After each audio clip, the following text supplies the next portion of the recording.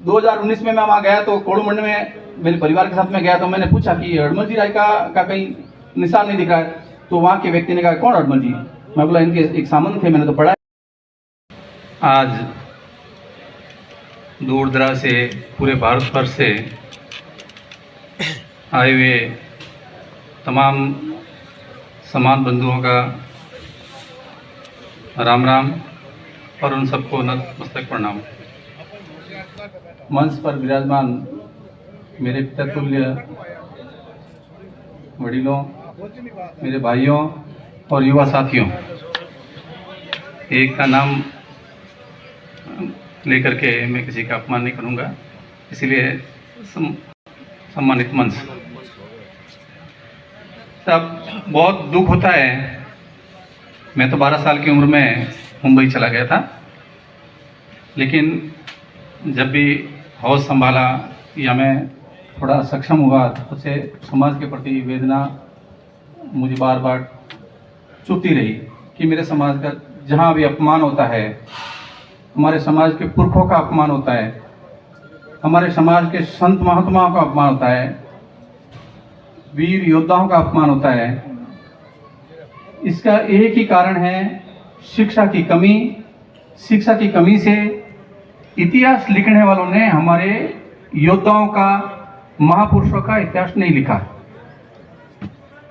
उल्टा हमारा शोषण किया और हमारे इतिहास को मिटाया गया।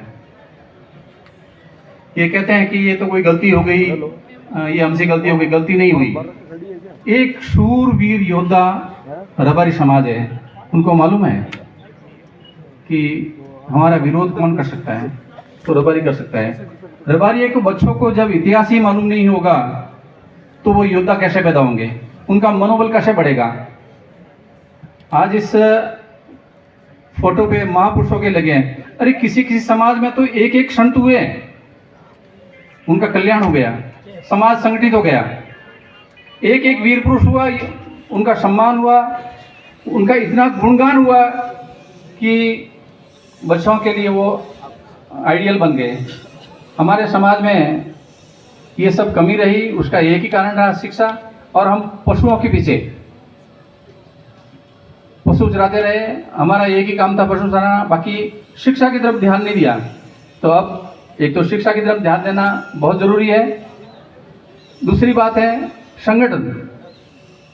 जिन लोगों को मालूम था कि शिक्षा आएगी तो संगठन अपने आप आ जाएगा, तो कहीं ना कहीं हमें शिक्षा से वंचित रखा, तो हम संगठन से ऑटोमेटिक वंचित रह गए, हम संगठित न हो पाए।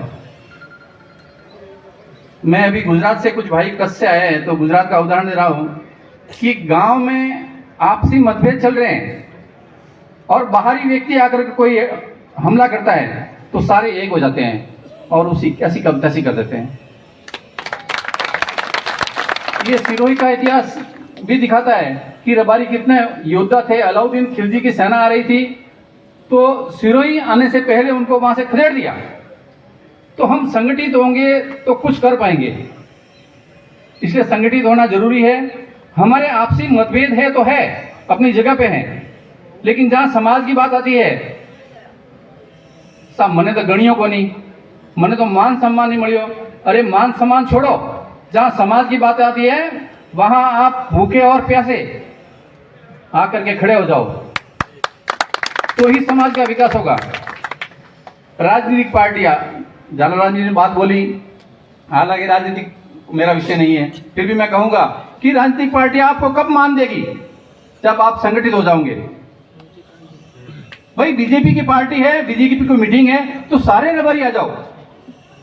ये कौन कांग्रेसी है, कौन बीजेपी है, उससे मतलब नहीं है। सिर गिनाओ, सिर कटाने की जरूरत नहीं है। अब सिर गिनवाने की जरूरत है। आज आप जितनी संख्या में आए, ये संख्या यदि बड़ी होगी तो एक बहुत बड़ा मैसेज आएगा कि सब रायका संगठित है।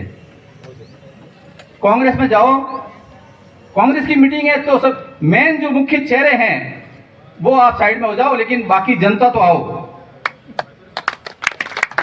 भले किसी भी पार्टी की हो, किसी भी पार्टी की मीटिंग है तो समाज के मुख्य चेहरे हैं। जैसे अब गोवर्धन जी बीजेपी में, जगदीश जी बीजेपी में है, तो आप उस मीटिंग में, कांग्रेस की मीटिंग मत जाओ। बीजेपी की मीटिंग है तो सुख जी मत जाओ, लेकिन बाकी समाज क्या है? समाज तो हम तो वोटर है। ये बाकी जातियां अपने वोट का अधिकार सही से कर रही है। सिर्फ रबारी समाज है कि वो एक के पीछे, जैसे भेड़ के पीछे गिरती है ना एक भेड़, वैसे हम भेड़ चाल न चले। अब हमें कुछ बदलना पड़ेगा। जो पहले का तरीका था वो तरीका बदलना पड़ेगा कि जब भी किसी भी राजनीतिक पार्टी की मीटिंग हो तो अधिक से अधिक संख्या में लोग पहुंचे, वो चाहे किसी भी पार्टी की हो, तो पार्टियां हमारी बात सुनेगी और हमारा भला होगा। ये हड़मल जी रायका का भी 2019 में मैं वहाँ गया तो कोड़ूमंड में मेरे परिवार के साथ में गया, तो मैंने पूछा कि हड़मल जी रायका का कहीं निशान नहीं दिख रहा है। तो वहाँ के व्यक्ति ने कहा कौन हड़मल जी? मैं बोला इनके एक सामंत थे, मैंने तो पढ़ा है, ये बाबू जी की पढ़ में भी पढ़ा है। तो बोले हड़मल कोई नहीं है यहाँ पे। मुझे इतना दुख हुआ कि वो वेदना लेकर के मैंने सोशल मीडिया पे फेसबुक में पोस्ट लिखी थी कि मैं वहाँ गया और मुझे बहुत दुख हुआ, लेकिन रबारी समाज सोया हुआ है। फिर वो मुहिम छेड़ी, एक से एक जुड़ते गए और एक श्री हड़मल जी संघर्ष समिति बनी और दांगड़वा से मीटिंग हुई। उसमें तय किया कि नहीं, हमें कुछ भी करना है कि राजनीति में जाना पड़ेगा। तो आज वर्तमान में सरकार है, उनको पकड़ो। हम बीजेपी को पकड़ेंगे तो काम नहीं होगा। अब कांग्रेस सरकार है, कांग्रेस को पकड़ो तो सुख जी को मिले। सुख जी किसी भी तरीके से एक काम करो, लेकिन हमें हड़मल जी की वहाँ प्रतिमा लगनी चाहिए। तो उन्होंने कहा चलो।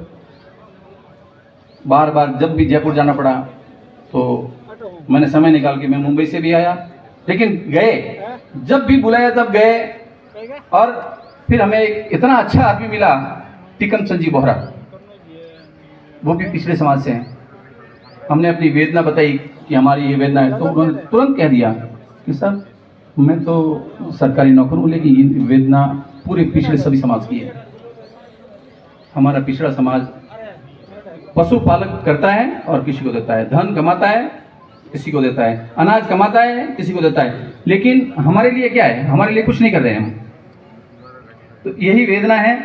तो मैं आप सब बाहर से भी बता रहे हैं, अपने अपने क्षेत्र से सबसे एक निवेदन करूंगा। मैं अध्यक्ष बनाते कि भाई कोई भी भाई यहाँ से बिना भोजन किए हुए नहीं जाए। जो यहाँ बना है, जैसा बना है, जैसा भी बना है वो प्रसाद समझ करके प्रसाद लेके जाए। और